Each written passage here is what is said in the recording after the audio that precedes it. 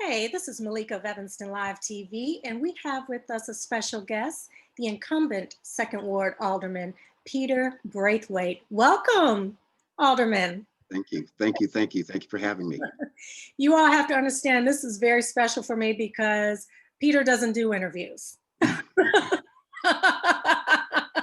Alderman Braithwaite doesn't really do video interviews, so I am honored to have you here today. It's been what, 4 years I've been trying to get you on Evanston Live TV. About that. That's true. Yes. Um, Peter he's about the work. He's like, Malika, I don't have time for that right now. I don't have time for that.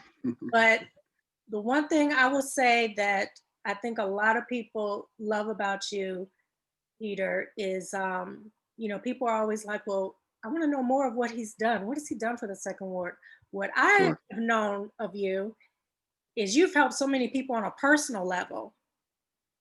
And I mean, people literally can pick up the phone and call you and you get things done. Thank you. I mean, just individually. And not too many aldermen, do that. You have gone the distance for many residents just on a personal level. Thanks. So, I mean, it means a lot that you're taking the time today. And I know you've been hearing, the other interviews going on, hmm and hmm you're like, hey, we're gonna set the record straight today. I Let hope so. people know. I Let hope so. people know. So welcome. Thank you. Thank you very much. And first, let me say thank you to everybody that's taken the time out of their days to listen. That echo is killing you. It is, and I have not figured out a way to. Well, I don't hear the echo. Hmm, I heard it for a second there, but I don't hear it now. yeah, I've turned down the speakers, and Okay. I can hear you. We can hear you fine. No, but can you hear the echo as well after? no, no echo. All right, I can hear it on this end. Let me see. Let me try one more thing, and I don't want to. Okay. Do Perfect. So thank you everyone for joining. I apologize for the technical difficulties. Malika, thank you very much for hosting me and all the wonderful work that you do in the community just to keep us informed with your wonderful platform. Let's begin. all right. Peter, one thing, we're not seeing you. Okay, hold on one second. I know everyone wants to see you. All right.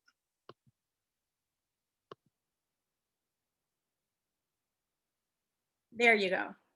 All right. Looks like you're seeing me twice. Hold on a second. Am I seeing you twice here? Okay, well, we're good. So let's keep All right. rolling it right there. Perfect. Perfect. Okay. Um, I want to start off by saying thank you to you, which I did. I also have to acknowledge and thank my family and close friends. It would be very difficult to do this job and carry this responsibility without the support of my family, my kids, my wife Claudia, and all the close friends that keep me prayed up and provide support.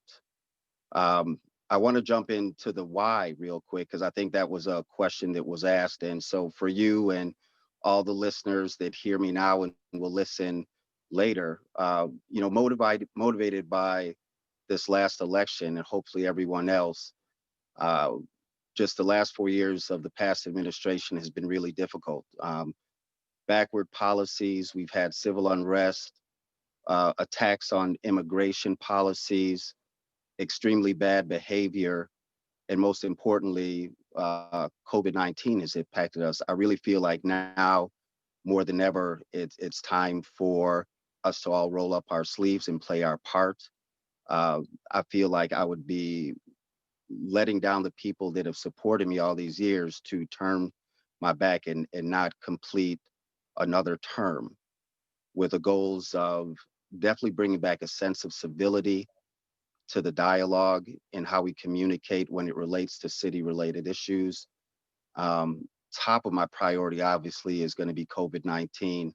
As a nation, the numbers are devastating. Whether you believe in it or not, or feel that it's fake, I think the response from the top office has crippled us as a nation. It has an impact on a lot of the issues that I care about locally, whether it's economic development, our businesses, the strain on Black businesses. So I would tell you now is definitely time for all of us to roll up our sleeves and take back our nation and get back on course.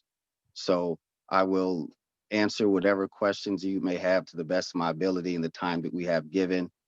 And hopefully, if I don't have an opportunity to answer, obviously you have access to my city email, pcbraithwaite@cityoфevanston.org. And in the next week or so, we'll be launching our Facebook page, website, and other areas so you can learn more about my platform. But hopefully the good work over the past 10 years have speak for itself. Thank you, Malika. All right. So, Alderman, one of the questions raised was, what, I don't really know what he's done. What has he done? I think you need Sure. to tell people what you have done in the past 10 years. Yeah. Um, Hard to talk about those things because it's never an I kind of thing, right? Mm, It's a collective we. mm, And so when I started this journey, I was appointed by Mayor Elizabeth Tisdall because my mentor, Judge Lionel Jean Baptiste, had taken a position to be appointed to the subcourt, and which left his seat vacant. And as a result of that, I was nominated and approved by the full council. And so with 18 months to serve, I hit the ground running, spending time getting to know my residents, um, starting regular monthly ward meetings, also starting a newsletter for communication. And then the specifics of what we done. If you remember back then, we were dealing with another recession, probably like the roughest recession since the Great Depression.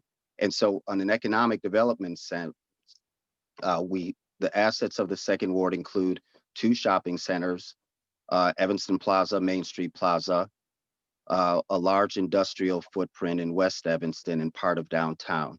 And 10 years ago, it may be difficult to remember, but when large big box stores was failing the nation with laying people off, it was really on the backs of our small businesses that we were able to bring back the economy. So I'd like to say that I played a role with working with our residents as well as city council in attracting. Economic development is defined by business retention, retaining our businesses that are here, business expansion, helping the businesses to expand their footprint, as well as business attraction. And some of the things that I prioritize, obviously, are businesses that are going to fit our community, be supported by our community. In addition, job creation is a very big priority for myself and our city council, as well as generate retail tax. So I'm sure everyone here used to shop at the Dominick's and remember the food deserts that were created when Dominick's left. Um, Working with our city staff, vetting out every single opportunity, going out to visit them at their stores is something that I played a role in. Mainly Valley, which was, I think, the fourth large user that came to our staff that wanted to not only rent the space but also purchase the plaza. And so with Valley, we created 75 jobs. They purchased the plaza. As a result of that, I'm proud to say that the plaza is probably about 80% occupied now, 10 years later, and doing extremely well. With that, we were also able to leverage new businesses. You may remember the KFC that had poor service and always running out of chicken. We were able to locate a Starbucks, which for some crazy reason, Starbucks seems to be, or it was back then, the gold standard that, if Starbucks moves into your community, then it says something. right. I've worked very closely with the Downtown Evanston board, with the areas that we have in the second ward to continue to uh, attract new businesses. That's going to be a big effort over the next 4 years. In addition to the plaza, one of the tools that we used was starting uh, business associations. So you see them now, the Main Street Mile, the Central Street Corridor. You may recall that area on Dempster and Dodge used to have a stigma when Dominic's left. Well, now it's rebranded as the West Village. The industrial area has been rebranded as the West End. And I'm really excited to announce, we talked about it last week at our economic development, the Main Street Mile corridor from McCormick to Dodge. We just had two businesses, even in the midst of a pandemic, that opened up. One is a doctor. Her name is Kimberly Smith, opened up an orthodontics practice. And then everybody on the phone hopefully should know Gabrielle Walker, who just recently opened up her Four Sons Juice Bar. And really excited about those women. Not only are they young entrepreneurs, they're both Black women, which says a lot. Black women get it done, as we all know. Yes, we did. But we're also gonna start a business organization behind that. So more to come. More to come. I'm also proud of the work that we've done. I think that was another question, alternatives to arrest. And that's been a huge community effort, which started 4 years ago, right around the mayoral race, where we received a report from our Evanston Police Department that talked about the number of stops here in Evanston. And based on a study looking at our Black population as it relates to the larger community, we were the top of the list in the nation in terms of police stops based on the number of Black residents. And the disturbing thing about that is when you saw the statistics, I asked the question, well, how many of those stops are turning to arrests? So there was no confusion around the fact that we make up probably less than 20% of the population, but we are over 75% of the police stops. And keep in mind that was during a time where we were seeing a very high level of violence. But nonetheless, based on the police stops, the question is, well, how many of those residents, those arrests were turning into records? And we're all very aware of the danger of the pipeline to prison, the impact that a felony or a misdemeanor can have on someone's ability to not only seek gainful employment, but in some situations, it has an impact on the schools that you may apply to, particularly when it gets to like the upper level, like law school, et cetera. So I could probably spend the whole time talking about that, but the highlights for the alternatives to arrest is we've been working over the past 2-3 years. It's a community collaborative efforts with the Moran Center, our staff, our youth job employment team, working very closely with our administrative adjudication. And you may recall years ago under Mayor Tisdall's leadership, we decriminalized marijuana. So what does that mean? Folks that were pulled over with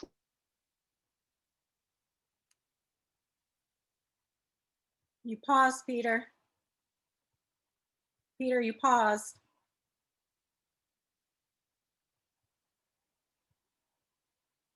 which was equivalent to a parking ticket, hence not creating a blemish on your record. So much more work to be done there.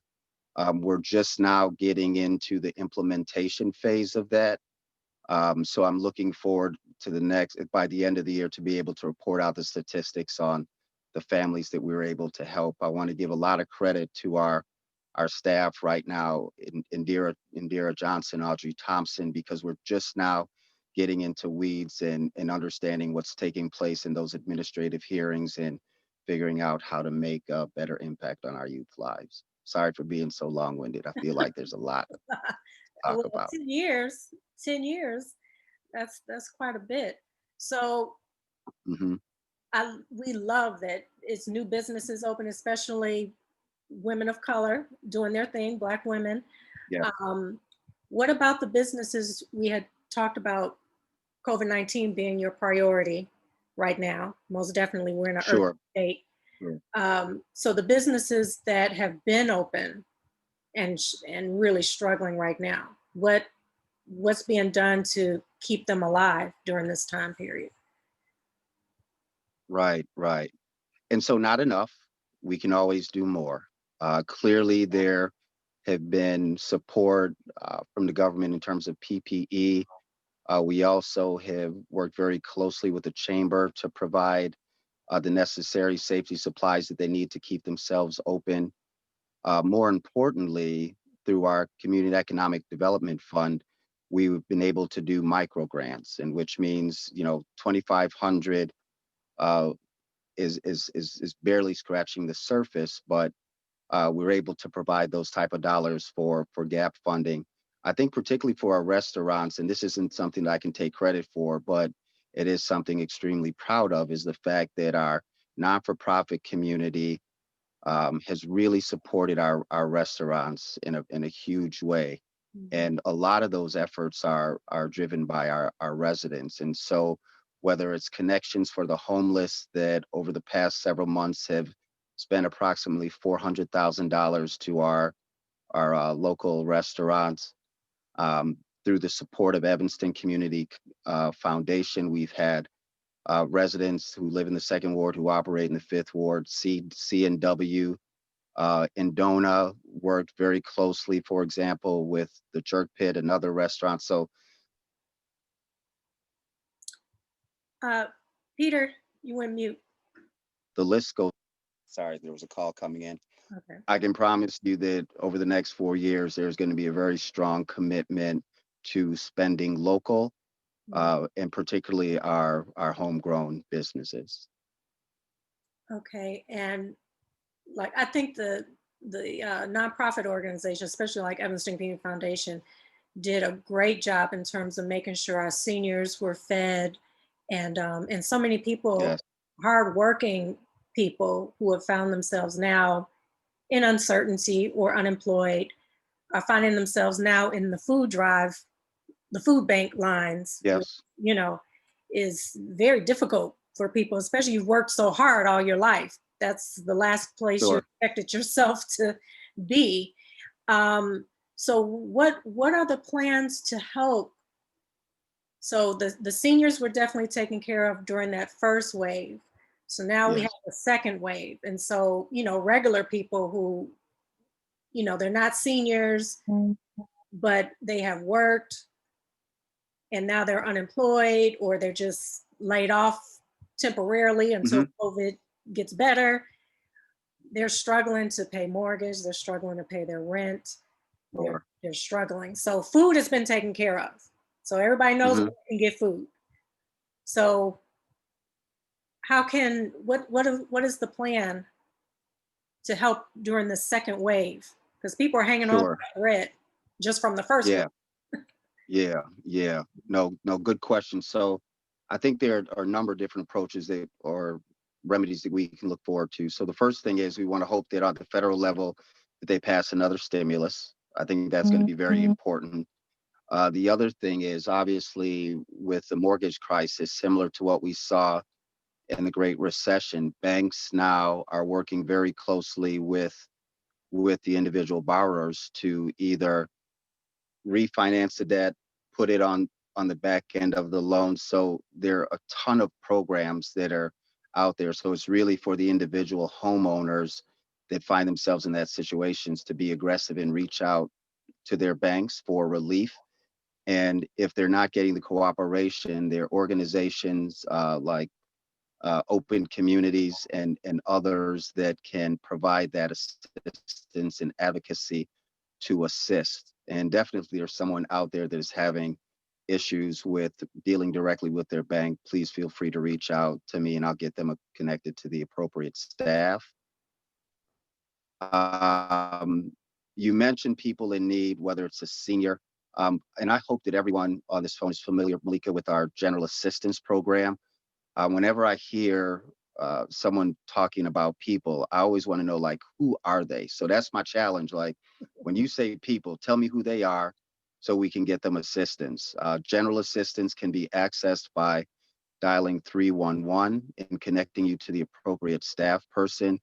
There are actually two programs that we utilize to help our residents, those that can prove Evanston residency. It's through general assistance and also emergency assistance. General assistance is a little bit of a longer process, but it does provide rental assistance for those that are income qualified. as well as assistance to find a job and get plugged into other resources. And then the emergency assistance is used more for assistance for utilities. So if neither one of those programs are accessible for whatever your background is, there are other community partners that we've utilized, CJE, CETA, et cetera. So um, I think we're lucky and blessed to live in to live in a town like Evanston where we have so many resources. The real issue that I run into sometimes is just like accessing those that are in need. I think the biggest issue so many times is not getting them the information. It's dealing with someone's pride to get the help that they need. So you know somebody out there, let me know and we'll do our best to help them. What's your next question? Well, I mean, back to pride. Yeah, pride is usually in the way, but during COVID, I think people put pride aside because so many Sure. people. There's probably not a Yeah. person you're walking by down the street right now that's not impacted. They're worried about making rent, their mortgage, utilities, Sure. and oftentimes, and this was another uh, question that was brought up, um, oftentimes people don't know that those resources are even out there. So um, Sure. I'm there's like people are complaining of a disconnect between the people and the city, not just the council, but Hmm. the city. So like Yes. the city has a communications department, but and they have community relations, but I mean, they get Sure. paid six figures and nobody knows who the hell Hmm. they are. So they're not Right. reaching out to everybody in Evanston. They're Right. they're only connecting to certain wards. So what is the plan to make sure that people know what their choices, what their options, what's out there that can help them, especially right now? I mean, I don't think anybody's putting pride ahead right now. People are like just they want to stay alive, period. Yeah. Right. Yeah. Yeah. Yeah. So when you say that, it makes me think of a Bob Marley song, and the verse that he sings is, a fool dies of thirst in the abundance of water. And I use that anecdotally to say that there are a lot of resources that are out there, right? And we really rely, I'll say that I rely on our community partners, and that's the residents, bringing those situations to whether it's my attention or the proper staff. So I can only best answer that is if you know of somebody in need and we hear about it all the time, you just have to let the appropriate staff or myself or, I noticed that there's some people that may be outside of the ward know, and we'll do our best to assist. Okay. Okay. Um, and you and I had talked also about the reparations. Like Yep. like everybody's proud of Evanston, and Yeah. much respect to Robin for, as people are saying, she got the bag. She secured the Yeah. bag, for us to get access to that 10 million over a period of time. Um, Right. questions have been raised since then because maybe you can answer because you're part of Sure. the Sub- reparations process. What's happening sure.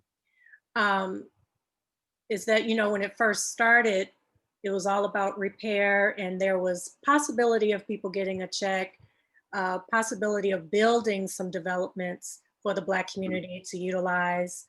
Um, even it was even talks of possibly building a school, so everyone was excited, and then over time reparations kind of went, and I don't even think this is Robin, I think it was input on so many other people. The Mhm. reparations went all kind of different directions, and so now it's like, how many Black families would you say there are? I was told there's 12,000 of us in Evanston. Is that correct? I think the percentage, Malika, is somewhere between 17 and 20%. I can get back to you with a more accurate number, but that's my working knowledge. In terms of the larger issue of reparations that you've discussed, I think so. There's a lot of good things to be able to say that we're the first municipality to launch a reparations program, a local program. But Mhm. with that comes a lot of responsibility and the reality that when you are the first, there's really no like template for the process, right? There's no footprint for us to follow. There are not many things that we can draw from. And so similar to the work that I do on our MWEBE committee, alternatives to arrest. I mean, it's detailed work, and it does rely on two things. First of all, patience, and then a dedicated funding source.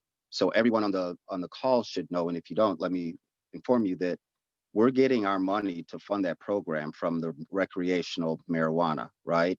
And Mhm. so right now there's only one dispensary that's in the second ward, and the average that we're starting to get is only 30 to $40,000 a month, and that started I think maybe 2 months ago.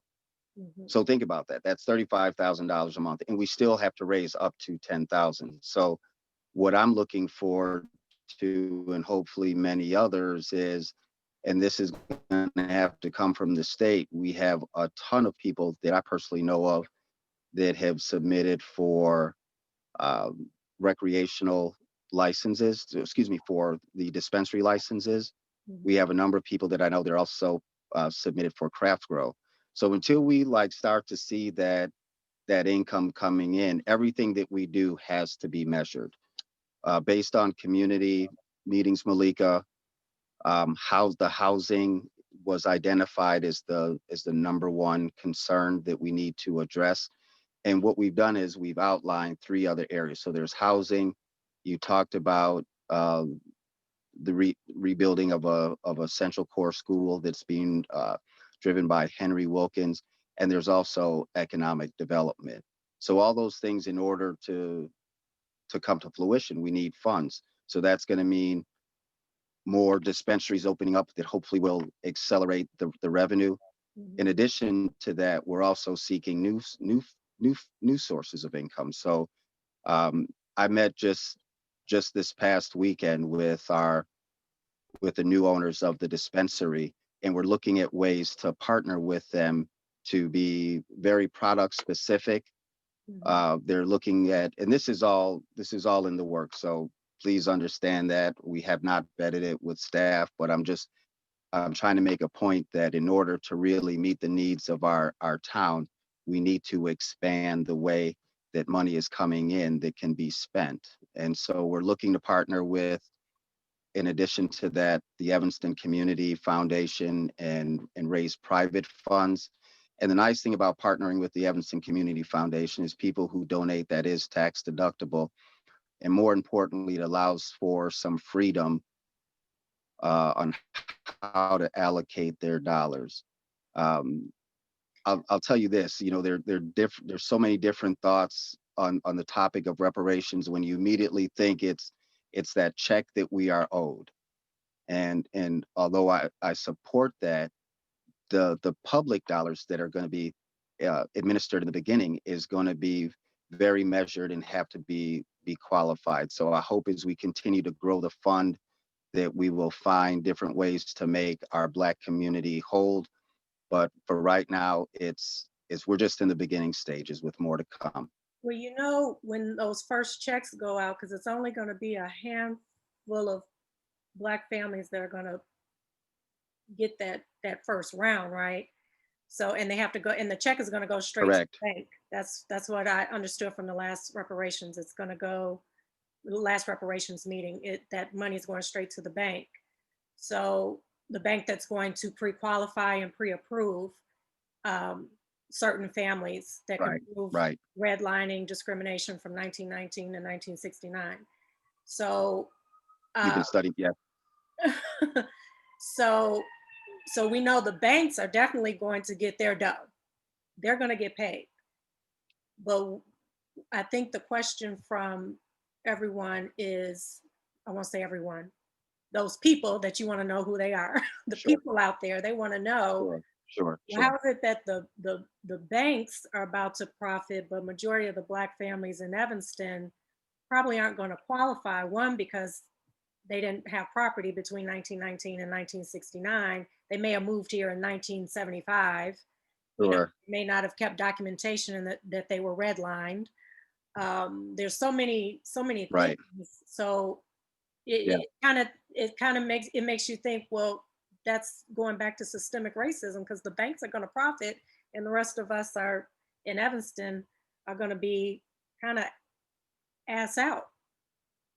What do you say to that? Sure. Sure. So my response is twofold. First, that again, I started off by saying patience in the process while we are coming up with a application to vet out individuals. And then the reality is just simple economics. So I would disagree with the statements that banks are going to profit. If you're looking to purchase a home anywhere in town, it's going to be more than that, up to $25,000. And I hope that, we can all agree to that. You're not going to find a home in Evanston or any of the close suburbs, and you'll be challenged to even go south of the Chicago to find a decent home for less than 25. So you're either going to have to require your own personal wealth or most likely get a mortgage like most of us do who own a home. So So Peter, why the can't we dot just get a check and do so what we want with the money? right. So that's a great question. And allow me to finish, and then I'm gonna come back to why you cannot just walk away with a check is so the important thing that we're trying to establish is a clear application that is going to vet potential participants, right? Mhm. And then in addition to that, you talked about the $25,000. So if you were to receive a check for $25,000, you would then have to pay taxes on it, right? So the dollars that are going to be We couldn't transmitted fight that. through the state funds, We couldn't fight not being taxed on reparations. How they gonna tax us on no, reparations, Peter? pardon me, How they gonna tax pardon me, us on reparations? That seems like we should be able to fight that. laws, I yeah, mean, it just takes us back yeah. to Well, we systemic racism all over again. Like you gonna tax us on what you owe right, us? right, right. Well, Right. here's what I'll promise because I'm keeping track of time, and I want to be able to address any other questions that it's something that's near and dear that we're paying very close attention to. I give thanks to Alderman Simmons and our leadership. We're continuing to work through it. Right now, we've established $400,000 in the budget this year to apply to remedies, and I'm looking forward to where we've organized some additional stakeholders in town to come up with creative ways that will generate additional dollars to assist with the repair of our community. I always think in terms of the collective good. Mhm. And so those are the areas that I'm really going to focus on. And definitely there's more to come for those of you that are interested in following it and learning more. You can, go to our city calendar. We meet every other week, and more to come on that issue. What's next? I I appreciate you answering that. Yeah. And Peter, and Yeah. know that I appreciate all the work that you have done over the past 10 Thank you. years. And I know you've helped a lot of people personally. You've helped Thank you, them sis. in some serious issues. And yeah, but Yeah. reparations is like, I am so proud that we're the first We're out the glad. gate. So I want when we come out the gate, I want people to know they did Yeah. it right, and Yeah. you all don't get the heat because the council, you all get a lot of heat, because Yes. sometimes we don't quite understand how you all come to the decisions that you make. Um, there's a lot of good that you all do, and then sometimes we don't quite understand, like Right. how, and then we're wondering. We're just wanting more input in on that. So I appreciate you just listening Yeah. and and Yeah. taking And in. can I respond very quickly to that question? My apologies if I cut you off. And I would say this to you and all the listeners that have taken the time to tune in. So all of our city council members and the public, we rely very much on our staff to gather the information. So a couple of things that folks may not know, but you've heard of it before. We all receive a packet, you know, a couple of days, Thursday or Friday, I can't remember, uh, before our Monday meeting. And typically that packet's anywhere from 500 pages to 1,000 pages, you know?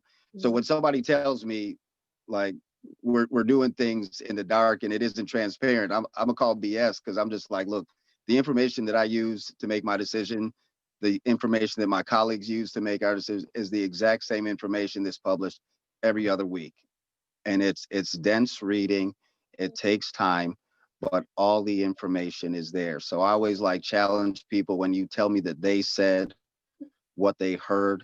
I'm always like, just tell me what page it's on, where did you read it, and then I can respond to it. So we all have access to that information. It's published on our website. All of our decisions, all of our, the important decisions, whether it's approving a building, whether it's any City of Evanston spend in our $299 million budget that was allocated this year, we had to save $10 to $12 million. Our staff helped us to save, I think, about $1 million by taking furloughs. Like, all of that information was contained online. All of the questions that were asked by the public, to the best of our staff ability, were responded to in terms of budget memos. So my response to that people who operate in the dark, I'm just like, take the time, like I do, to read the packet. The information is there. And I argue that our town is very transparent and very good with the information, if you want to take the time to find it and actually read it. Thank you. Yes, yes. So I'm going to open it up to questions. Anyone? I think Lisa Laude had her hand up. Hey, Lisa. Lisa Laude, she's still there. She had her hand up. Yes, that was a glitch. I had my hand up by accident, but since you called on me, I did want to echo something that you mentioned earlier, Malika. It was funny when you asked Alderman Braithwaite, what has he accomplished? Because he really does do everything in teams. And I can say you've been there for every organization that I'm a part of in Evanston, whether or not it was in your ward. And I love that you encourage Evanston residents to invest in Evanston, start our businesses in Evanston, run for office. I mean, Jude was elected to the school board very much because of your support and education. And you do so much educating for our residents on how to navigate through business in the city, office in the city, etc. So I'm just glad to have you represent our city. And I do want to say that I'm glad we have someone experienced returning to the council next session. Thank you. Because you have our vote. Thank you. So you all should know Lisa Laude, a good friend and someone that I respect tremendously in the community. If you are, hopefully I have her support in this race, but she was incredible in campaigning for her brother Jude. A pleasure to work with. And I just want to say, Lisa, thank you so much for the kind words. Yes, yes. Okay, let me check the chat. If anyone has a question, please raise your hand and I will call on you. Malika. Yes. I'm sorry, I can't get it together to raise my hand. Good afternoon, everyone. I'm having just Zoom issues today. This is We all are. Man, Kimberly Holmes Ross. Of course, born and raised in the 5th Ward, but I have been living in the 2nd Ward, gosh, 25 plus years actually. So Peter is my alderman. And I just thank him for being always so responsive. Don't tell my mama, but I love the 2nd Ward. And we have just grown so much. The economic development in the 2nd Ward has been amazing to watch and to watch over 2 decades, the changes that have been made.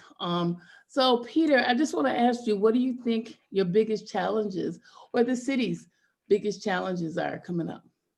Sure, and thank you, Kim. So I shared that in the top of the meeting. I think with the new administration, there's just so much work that needs to be done based on failed policies, the civil unrest, um, the attack on immigration, COVID-19. So I started at the top of the list by saying, we have to make sure that we beat this pandemic. And I'm just now starting to get information about vaccines that's going to be available to Evanston residents. So I'm hoping that the science behind that is going to give everyone the confidence to do it. And in the meanwhile, it's really difficult out there for many of our local businesses. So we want to support the ones that we can in person as responsibly as we can by wearing our masks. We definitely also want to support our restaurants because they provide well-deserved jobs within our community. In addition to that, the whole economic development piece is going to be a huge focus, and working to highlight the efforts of small businesses, particularly those that are in the second ward footprint, is going to be a priority. Something that I'll talk about later, and hopefully when elected, you will see is, so our city of Evanston and our 20K and under spend. What do I mean by that? Our city staff combined spends over $13 million in a 20K and under spend. So those are dollars that we don't always approve of city council, but we see it on a credit card list. Out of that 13 million, only 1.3 the last time we looked at the numbers was spent locally. So what does that mean? I'll say it again. So out of your 13 million, we have a budget that's approximately 300 million that was passed for 2021. If that number is consistent, out of the 13 million of small dollar spends, functional printing, supplies, food, everything that the city procures, only 1.3 is being spent in the city of Evanston. So that's something that I really want to focus on. And you think about it, if we can get that number up to 2-3 million, even more, then just as our purchasing body, I think that's going to have a huge economic impact. In addition to that, we work very closely with District 65, their budget, District 202, the hospitals, the Rotary, Northwestern University.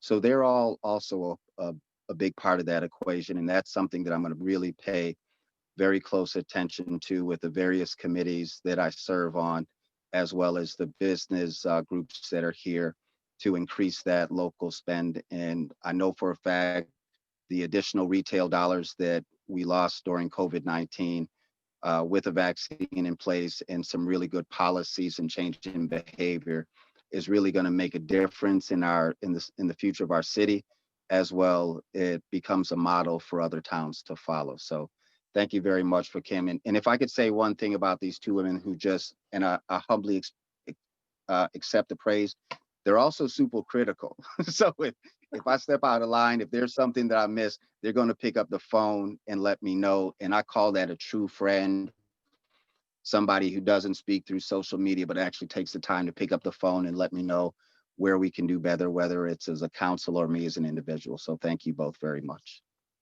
Okay. Thank you for your leadership. Okay, we have maybe time for maybe 2 more questions. We got started a little late here, and we got to let the alderman get back to running this city. Kelly, you have a question? Full-time job. Kelly? Yes, hello. Yeah. You talked a lot about economic development, and I was just wondering what other issues are important to you? Sure. So the same issues that have been in the past, and thank you very much for the question. It always starts with neighborhood safety, right? And that's keeping our communities, our wards, our block clubs. If you want to know what's personal to somebody, go to their home. And that's always my top priority, to make sure that our neighborhoods are safe. We're currently dealing with 2 issues, one over on Pittner, quality of life, another one on Darrow. So those are always my top priority.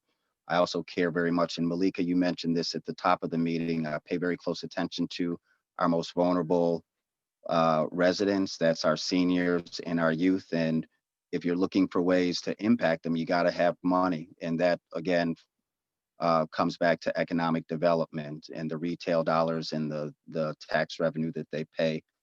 In addition to that, we talked about alternatives to arrest, which impact our youth. Um, I also pay very close attention to immigration policies, although we don't have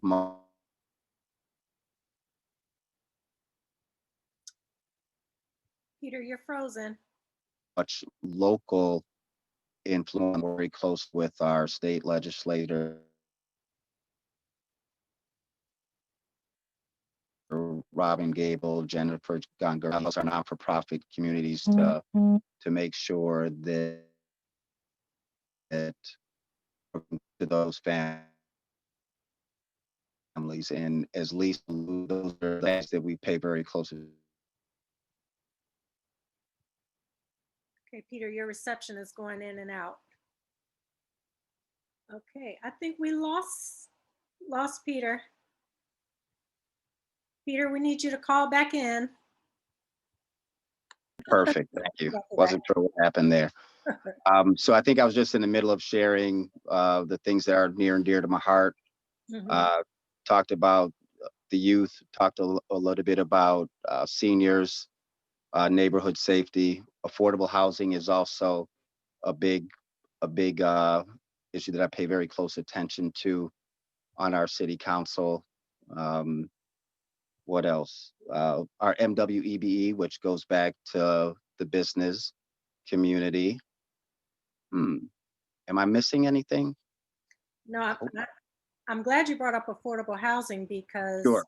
Around the time that I had just moved back here and was getting involved with what's going on in the city, you were very much about getting affordable housing in the second ward. And I said, well, Right.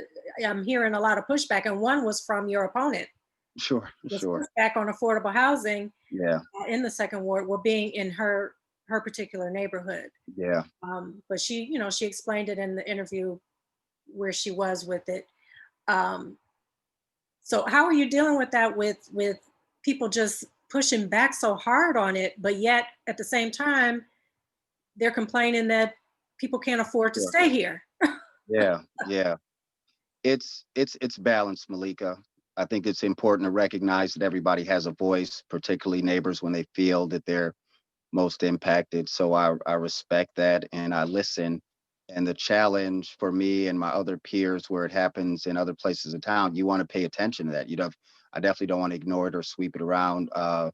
Mrs. Cannon, along with other neighbors, as we all hear, whenever there's a new project, new business, it's important that we listen to those voices. So I value that and appreciate all the feedback that she's given over the years in coming to city council. But it is a big lift. And I'll tell you, just speaking in general, just, what I see around town, and I think it's important for folks to understand, affordable housing takes place all over town. Section 8 is affordable housing. And there are people who rent out their units, their homes, their bedrooms, the Airbnb all over town that you don't even hear about, and plays a very important role in providing affordable housing here in town.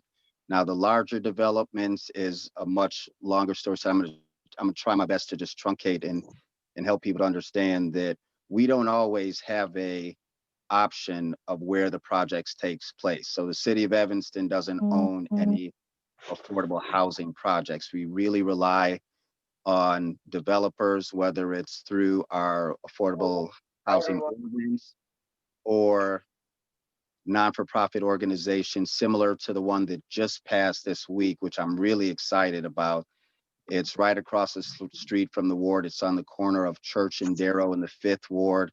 It's a private partnership with a church that Elder Wilson, who actually is a resident in the 2nd Ward, Mount Pitska, is partnering with, and I cannot remember the name. I spoke with the pastors this morning. My apologies, I can't remember the name, but you're going to see that project go up. And I'm going to anticipate, like in the past, we should probably hear from some of the residents of their concerns. And so I hear a little bit of background story. I got it. So it's going to be great. The other organizations that I support are the YWCA, YMCA that's led by Monique Parsons, a very good friend. They provide a ton of affordable housing. That's right close to downtown Evanston.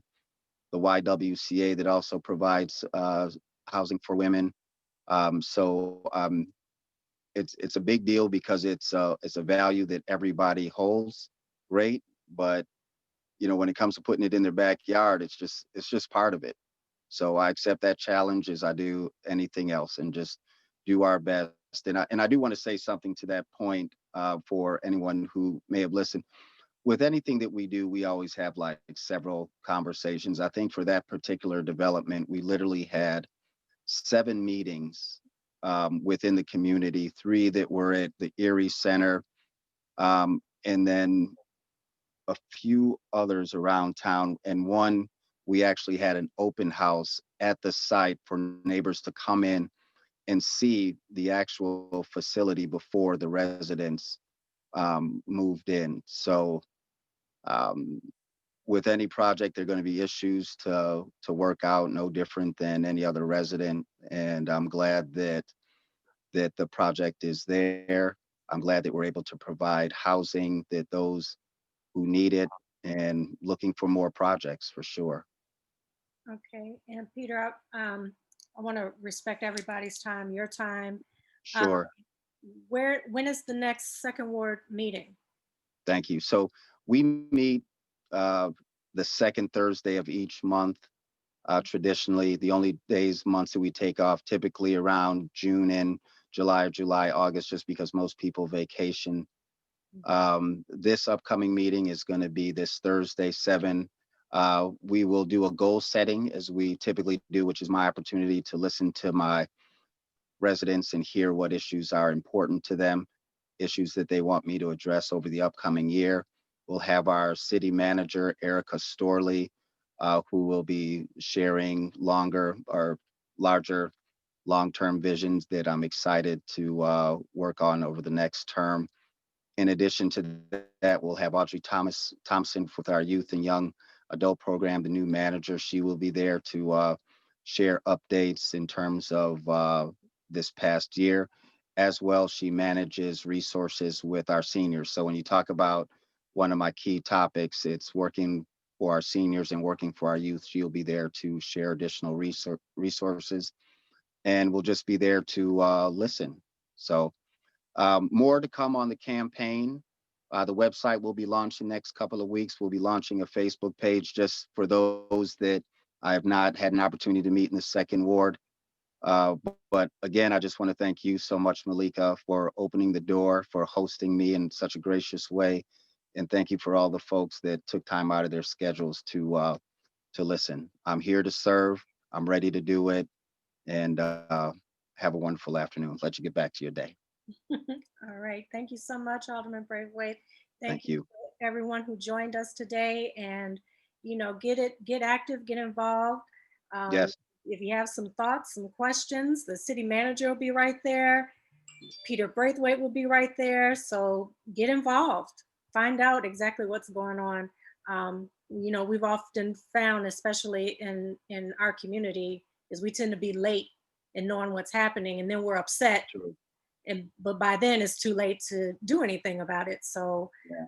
I urge everyone to please contact Peter via email, his website, call him, and stay abreast of what's actually happening in your ward, as well as the entire city of Evanston, because he operates for the entire city. Yeah, and thank you for calling that out before we leave. So yes, I proudly, with all my heart, represent the second ward where I grew up. But we do make decisions that are citywide because I still live here. And I remind people, our town is only 4 miles by 7, so it's compact with 80,000 people. So I do take the responsibility serious, and that's it. So bless you all. Let you get back to your lives. Take care. All right. Bye-bye. Thank you all. This is Evanston Live TV. You all be sure to stay tuned. We have more candidates lined up, and we have the forum for the 2nd Ward, 4th Ward, and 8th Ward coming up January 7th. And then we also have the remaining wards coming up January 21st, and the mayoral Forum is on January 14th. So you all stay tuned right here at Evanston Live TV, and let's find out what's going on. You all have a voice. You have a voice, so let's be heard. Thank you.